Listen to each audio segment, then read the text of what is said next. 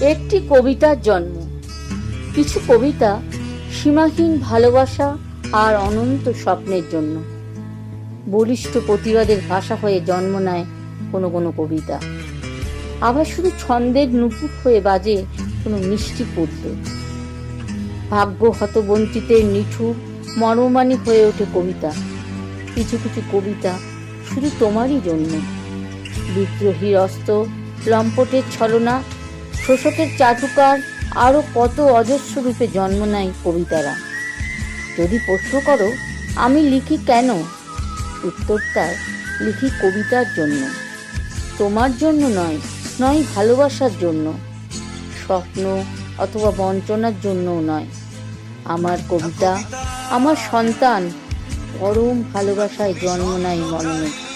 সে শুধু তাই বলে, তারই কথা।